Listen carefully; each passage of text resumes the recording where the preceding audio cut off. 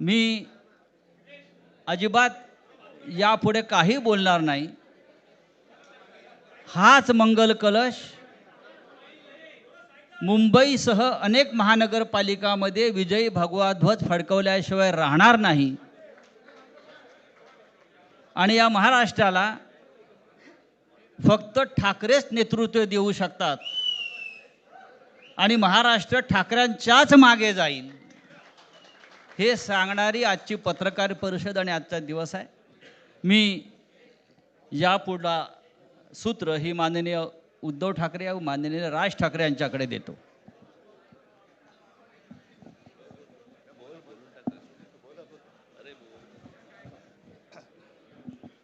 बघा एवढं आमचं एकमत झालेलं आहे। सर्वांचं स्वागत करतोय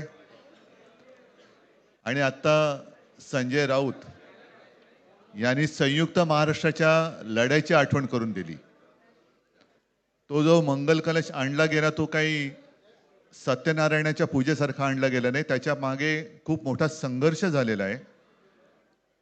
105 107 किंवा त्याहूनही जास्त मराठी माणसांनी बलिदान देऊन मुंबई महाराष्ट्राला मिळवून दिली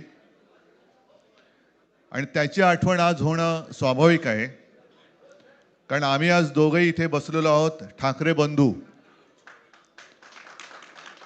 आमच्या दोघांचेही आजोबा प्रबोधनकार हे संयुक्त महाराष्ट्राच्या लढ्यामध्ये पहिल्या 5 सेनापतींमधले एक सेनापती, त्यांच्या सोबत माझे वडील म्हणजे शिवसेना प्रमुख हिंदू हृदय सम्राट बाळासाहेब ठाकरे, राजचे वडील म्हणजे माझे काका श्रीकांतजी ठाकरे, म्हणजे अख्खं ठाकरे घराणं त्यावेळेला मुंबईसाठी संघर्ष करत होता। त्याच्यानंतरचा इतिहास मी काही आता तुम्हाला सांगत बसत नाही, पण मुंबई महाराष्ट्राने मिळवल्यानंतर मुंबईमध्येच मराठी माणसाच्या उरावरती उपरे नाचायला लागले आणि त्यावेळेला न्याय हक्कासाठी शिवसेना प्रमुखांना शिवसेनेला जन्म द्यावा लागला। साधारणतः 60-65 वर्ष आता होतील, पुढच्या वर्षी शिवसेनेला 60 वर्ष होतील। इतकी वर्ष व्यवस्थित गेली आणि आज परत आपण पाहतो आहोत की मुंबईचे लचके, मुंबईच्या चिंधड्या उडवायच्या हे मनसुबे त्यावेळेला ज्यांना मुंबई पाहिजे होती त्यांचेच प्रतिनिधी जे वरती दोघं जण, वरती म्हणजे इकडे नाही दिल्लीत बसलेले आहेत, त्यांचे मनसुबे आहेत।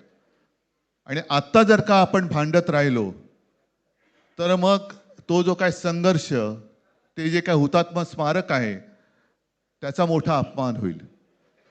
आज आम्ही आमचं कर्तव्य म्हणून एकत्र आलेलो आहोत आणि मी मागेच म्हटलं एकत्र आलो आहोत ते एकत्र राहण्यासाठी।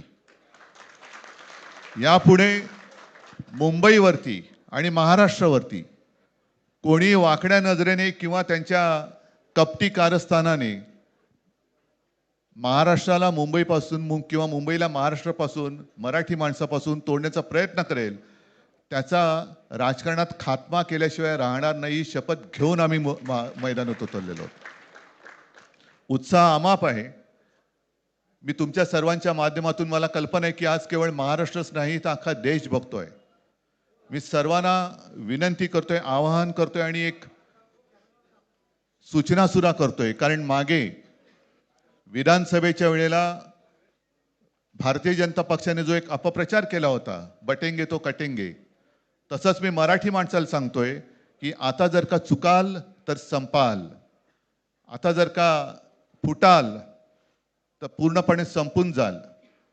म्हणून परत एकदा तुटू नका, फुटू नका आणि मराठीचा वसा टाकू नका, हाच एक संदेश मी आमच्या आज दोघांच्या युतीच्या निमित्ताने संपूर्ण महाराष्ट्राला देतो आहे। आणि मला खात्री आहे की मराठी माणूस हा सहसा कोणाच्या वाटेला जात नाही, पण त्याच्या वाटेला जर का कोणी आलाच तर त्याला परत जाऊ देत नाही। मी सगळ्यांना परत मनापासून धन्यवाद देतो।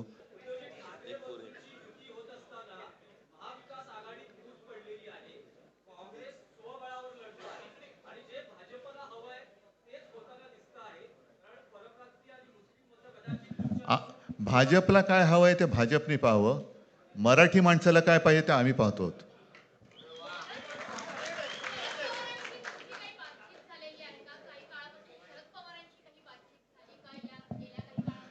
चर्चा सुरू आहे. बघू त्यांच्यात.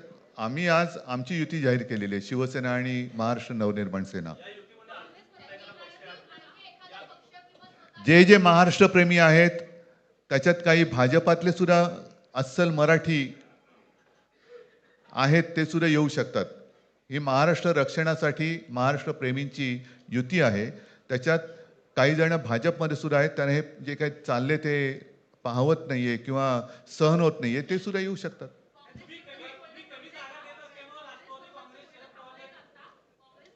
काँग्रेसने जर जाहीर केलं ना, हो मग आता म्हणजे आणखीन काय बोलायचं? तोडलं का?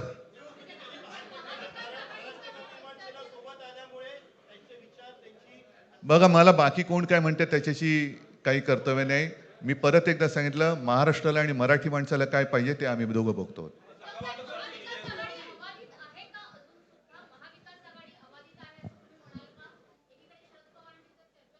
सगळे पक्ष बाहेर पडून आघाडी अबाधित आहे.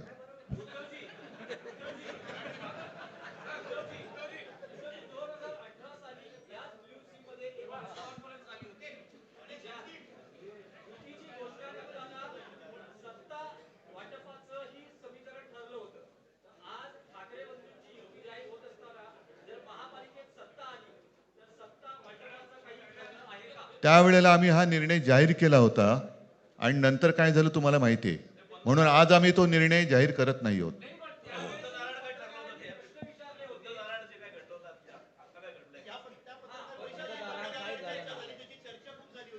आता आमचं दोघांचंच घर आहे ना, दार बंद कशाला करायचं? ठीक आहे, चला. मला असं वाटतं बाकीच्या प्रश्न आता काही तसं काही नाहीये. निवडणुकीपूर्वी अरे झालेलं आहे ना जागा वाटप. मटण थाळी, चिकन थाळी, स्पेशल गावरान चिकन थाळी इतकंच काय, ऑर्डरनुसार मुंडी रस्सा आणि खेकडा थाळी. आणि हो, शाकाहारी लोकांसाठी खास व्हेज गावरान थाळी सुद्धा उपलब्ध आहे बरं का. चला तर मग अस्सल कोल्हापुरी जेवणाचा आनंद घेऊया. आजचा बेत फक्त रानवारा रिसॉर्ट मध्ये.